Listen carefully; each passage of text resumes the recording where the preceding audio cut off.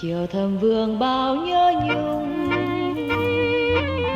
người yêu thoáng qua trong giấc mộng, vui nguồn sống mơ những ngày mong chờ, trách ai đành tâm hững hờ.